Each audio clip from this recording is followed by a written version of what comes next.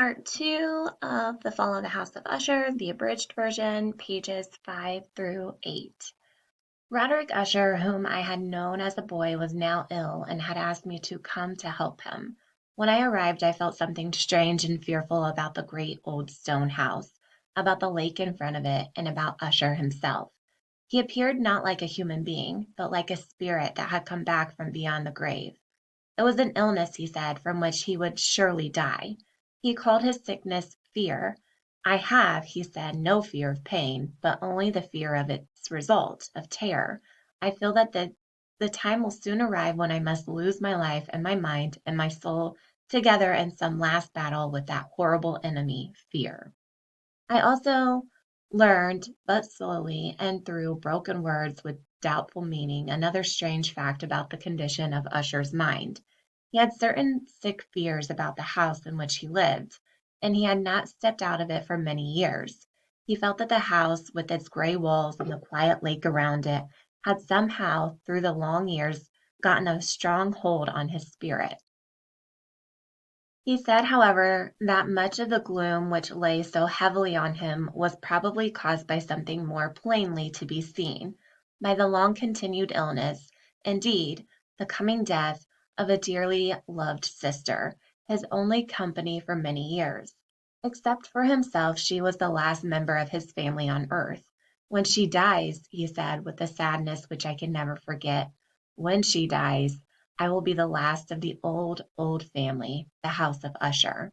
While he spoke, the Lady Madeline, for so she was called, passed slowly through a distant part of the room, and without seeing that I was there, went on.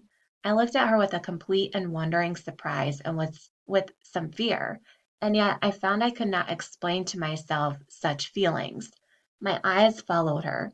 When she came to a door and it closed behind her, my eyes turned to the face of her brother. But he had put his face in his hands, and I could see only that the thin fingers through which his fears were flowing were wider than ever before. The illness of the Lady Madeline had long been beyond the help of her doctors. She seemed to care about nothing. Slowly her body had grown thin and weak, and often for a short period she would fall into a sleep like the sleep of the dead. So far she had not been forced to stay in bed, but by the evening of the day I arrived at the house, the power of her destroyer, as her brother told me that night, was too strong for her. I learned that my one sight of her would probably be the last I would have, that the lady, at least while living, would be seen by me no more. For several days following, her name was not spoken by either Usher or myself, and during this period I was busy with efforts to lift my friend out of his sadness and gloom. We painted and read together, or listened as if in a dream to the wild music he played. And so, as a warmer and more loving friendship grew between us, I saw more clearly the uselessness of all attempts to bring happiness to a mind from which only darkness came, spreading upon all objects in the world its never-ending gloom. I shall always remember the hours I spent with the master of the house of Usher, yet I would fail in any attempt to give an idea of the true character of the things we did together. There was a strange light over everything. The paintings which he made me tremble, though I know not why.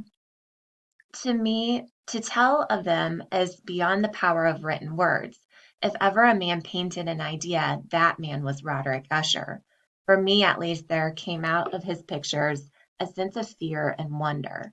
One of these pictures may be told, although weakly, in words. It showed the inside of a room where the dead might be placed, with low walls, white and plain. It seemed to be very deep under the earth. There was no door, no window, and no light or fire burned, yet a river of light flowed through it, filling it with a horrible, ghastly brightness. I have spoken of that sickly condition of the senses, which made most music painful for Usher to hear. The notes he could listen to with pleasure were very few. It was this fact, perhaps, that made the music he played so different from most music. But the wild beauty of his playing could not be explained. The words of one of his songs, called "The Haunted Palace," I have easily remembered.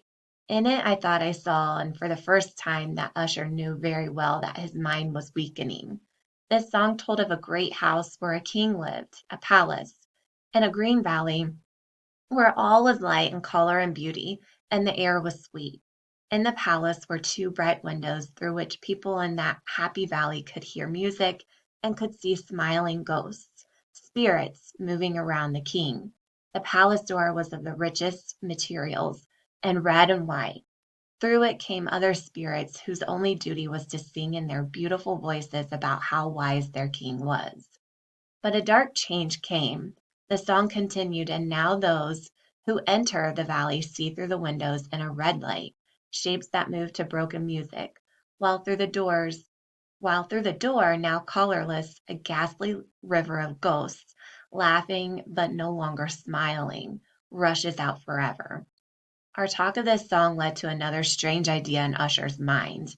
He believed that plants could feel and think, and not only plants, but rocks and water as well. He believed that the gray stones of his house and the small plants growing on the stones and the decaying trees had a power over him that made him what he was. Our books, the books which for years had fed the sick man's mind, were, as might be supposed, of this same wild character. Some of these books Usher sat and studied for hours. His chief delight was found in reading one very old book, written for some forgotten church, telling of the watch over the dead. At last, one evening, he told me that the Lady Madeline was alive no more.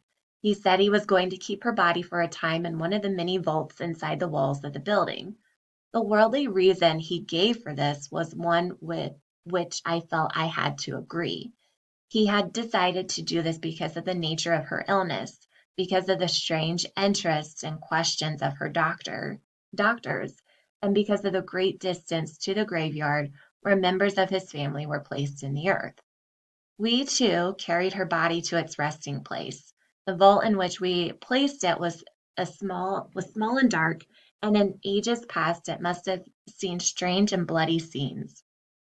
It lay deep below that part of the building where I myself slept. The thick door was of iron, and because of its great weight made a loud, hard sound when it was opened and closed.